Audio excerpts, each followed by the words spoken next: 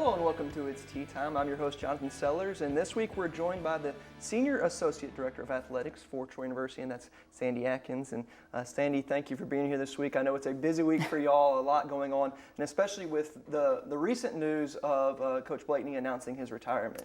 Yeah, Sunday afternoon following practice, Coach Toad made the announcement to the coaches and then told the team following practice Sunday night, which followed into a press conference on yesterday. Right. And, it's exciting. It's having, he's been coaching, Coach Blakeney's been coaching for 45 years in the state of Alabama, and 31 of those years as a head coach. 24 years of those at Troy University. Right. So, he's an icon, obviously, and having made that decision, he made that decision with his family and in the best interest of himself, his family, and Troy University. Right. But it's been exciting to see just the outpouring of support for him and the things that he's been able to accomplish.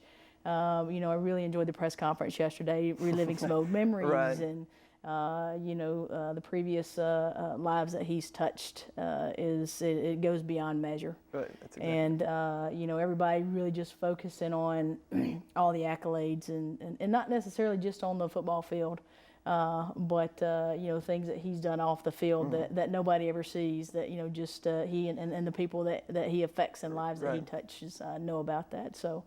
He started off the week with a bang. We do have a lot of events planned this week, with it being homecoming week as well. But yeah, really excited for Coach Blakeney, and we sure gonna miss him around, but kudos to him. Well, and the 45 years thing, when he said that, it was just like, wow, that's amazing that he's in a lot of lives he's impacted over his years, but he's not done yet. He's still got the rest of the season, and I know the season hasn't started quite like they want, but they can turn that around, and they can start that this weekend with the homecoming game, as you mentioned, 2 o'clock against New Mexico State. So he can really kind of turn things around. I know the players are really motivated to do that for him. Absolutely. We start with homecoming week. We're playing New Mexico State, very winnable game. If you look down the road, we got Appalachian State at home the week after that. Right. Then we go to South Alabama on a Friday night, so that'll be interesting. But there's definitely 7 games left. Coach he's definitely still full of a spark. Right. And it wouldn't surprise me at all if we could roll off seven wins. But it starts with this first week. Like we said, homecoming week is this week. We a lot of things planned. On Saturday is the Troy homecoming parade that starts at 10, and then the Trojan Walk is 11:45, and then the game starts at 2. But this week we also have a lot of activities. The students have a lot of activities planned as well. I know Tuesday night they have skit night in the arena. We also are having our first pep rally in the arena. Friday night at 6 o'clock, so really looking forward to that. Well, that'll be a great chance. I know students maybe haven't made it out to a basketball game yet or a volleyball game. It'll be a great chance for them to go see what it's like and then go back. Come back, yeah. And speaking of students in the arena, I mean, we've had fantastic attendance by our students, this year at volleyball and soccer, and obviously soccer's at the soccer field, but volleyball being in the arena. Right. So we have had a lot of students in the arena, but definitely, they pack out Sartain, and it's real tight, and it's a lot of fun. It's a fun atmosphere. So, hopefully we'll have a good turnout for the pep rally on Friday night. And it's not just for students. A lot of people will be coming in for the events of the weekends, and they can start it with the pep rally as well. Absolutely, it's not just for students. In Sartain, it's real neat because there's not a lot of sitting places. Right. But with the arena, a little bit more space, so we encourage everybody to come out. And I know there's other activities this week, starting actually with basketball practice. It kicked off this week in Trojan Arena. Yep. Both our men's and women's basketball team started practice this week. Looking down the road a little bit to what they have coming up. Men's, they're only returning 2 student athletes that played last year. So tremendous talent on the team, though. We are really looking for a lot of good things to come out of that program, certainly as they get more experience under their belt. But, overall, our men's program is as big on the inside as probably any team that we've had in the past.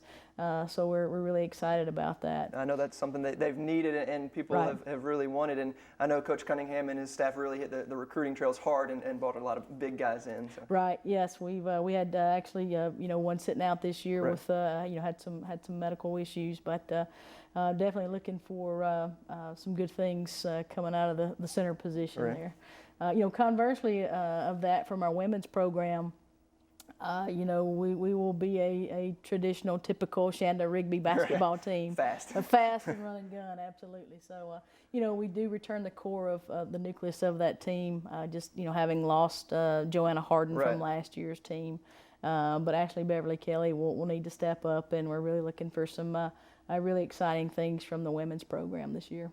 Well, and I know there's some exciting home games, and mainly I'm talking about the November 17th matchup against Ole Miss here at home. We played Mississippi State a couple years Yep. ago in Trojan Arena, and hopefully we can pick up a victory against Ole Miss in Trojan Arena. Yeah, we had our largest attended crowd at the Mississippi State Right. game when we opened the arena up 2 years ago, and really looking to try to drive that attendance back up for the Ole Miss game. So, try to bring in good opponents, SEC caliber teams to be competitive, Right. and with that being the kickoff game to really show what kind of team we're going to be able to field this year.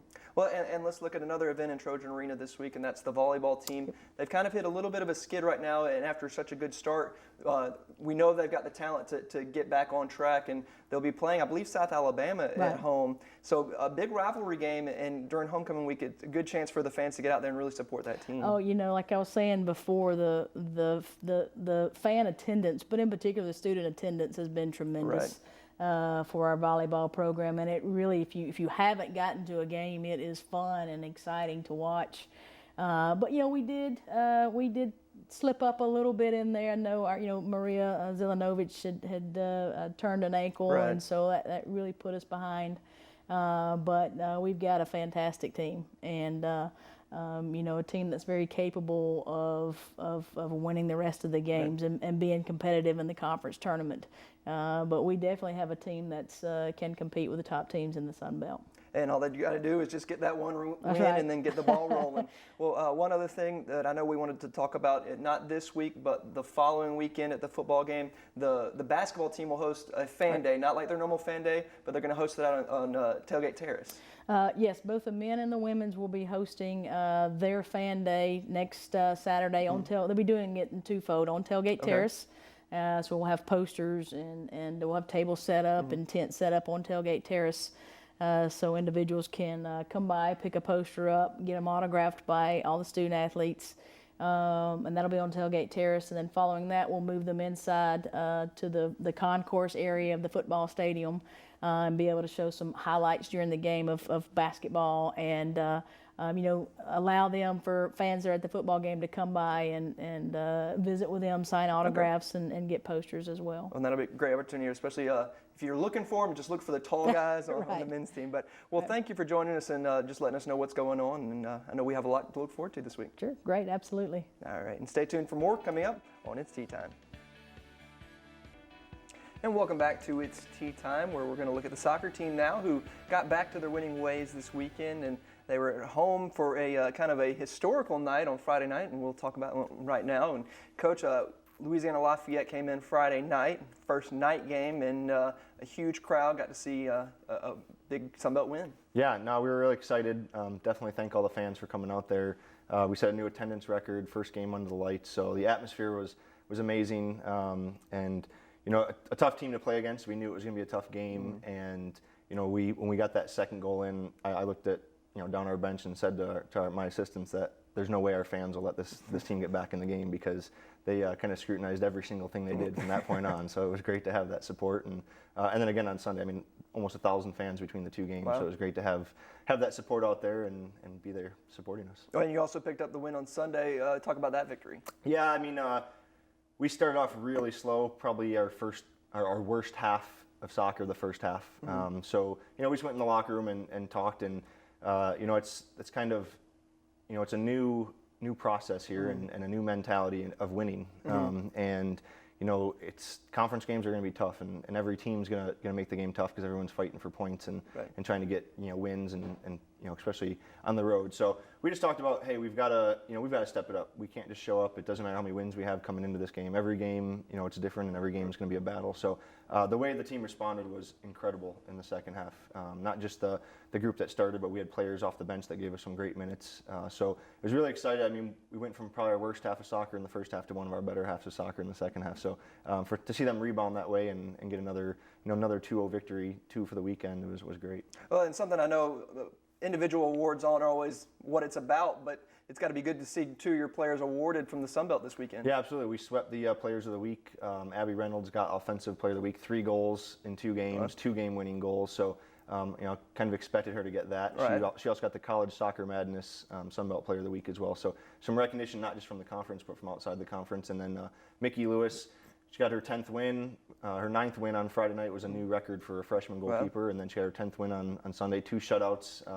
Can't ask for more. So, yeah, I mean, the individual records aren't what makes our team. It's obviously a team effort, but it's great to get that recognition from the conference, from the other coaches that are voting, and they're seeing that, hey, Troy's kind of a force to reckon with, and we're making some noise. Well, it also helps get your name out there, especially the national award, as you mentioned, absolutely. Getting that recognition just nationally. Yeah, absolutely.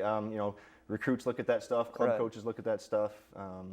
Players want to know what programs are doing well, and to have a good season is going to affect you 2 years down the road, because that's when these younger players are trying to make decisions. So, our inboxes are definitely getting full quickly from emails now that we're having some success. Well, you've got to try to continue that success with a kind of a crazy road swing this weekend. You're going to be in North Carolina on Friday night, taking on Appalachian State, and then heading to Texas for Sunday's game against Texas State. So a really crazy schedule. Kind of fill us in what you're doing. Yeah, App State plays on turf, so we're actually training on the football stadium this week to try and get used to that turf.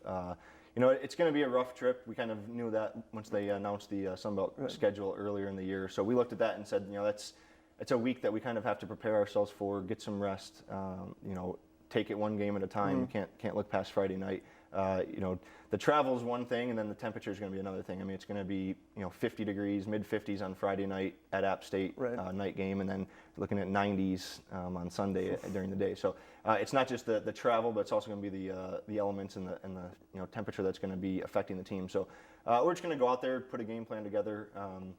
After the weekend, I think the team's confident. I think, again, more lessons have been learned about how we need to approach each game and how we need to come out. So, we're excited about the trip. We have this trip, and then we're home next weekend. So we're just going to go out there and, take it Friday night, one game at a time, and then we'll get get early travel on Saturday so we can get some rest. We'll get to Texas State and get our bodies a rest and go out Sunday and hopefully have a good performance. Well, just quick for us, what is the difference between playing on turf than on just a regular grass field? I mean, is this the only time you'll do that this year? Yeah, it's the only time we'll do it this year, and I think it actually benefits us a little bit because it's a a surface that's smooth and quick, and the way we play, we want to keep the ball on the ground and knock it around. So, I'm not too worried about it. We trained a lot in the spring and in preseason out in the football stadium. So, we're going to be used to the turf. It's, the ball just bounces a little bit differently, and I don't think it gives too much of an advantage. Okay. Well, good luck this weekend, and we'll talk to you next week. Thank you. All right, stay tuned for more coming up on It's Tea Time. And welcome to our final look on It's Tea Time, as we're going to look at the cross-country team and their recent performance at Jacksonville State. We're going to talk with the head coach, Elliott Blount. And Coach Blount, at Jacksonville State last weekend, team performed pretty well, but kind of give us a rundown of that one. Yeah, I thought the women performed okay. We're looking for depth between runners 5 and 8, 4 and 8, and we saw some things, a lot of work to do on the far end of things just to give us some more depth. I thought the men did very well as far as just competing and running in the race. Right. Now, I know you said a few weeks back that this meet, the Jacksonville State meet, was kind of really to set those top 5. Do you think you did that and established your pecking order? I think right now, the next meet we'll go out to is out in Tuscaloosa at Alabama, the Crimson Classic, and that's going to be, this is it. There's no more, dress rehearsals. Right. We're going with our top 7, 8 runners, and we're going to mix it up. The whole conference is going to be there. Most of the SEC is going to be there, so it's going to be a pretty well-contested meet, and it's going to be the first time we're legit at full strength to give it a go right before conference. And what are you looking for over the next week or so in preparation for that one?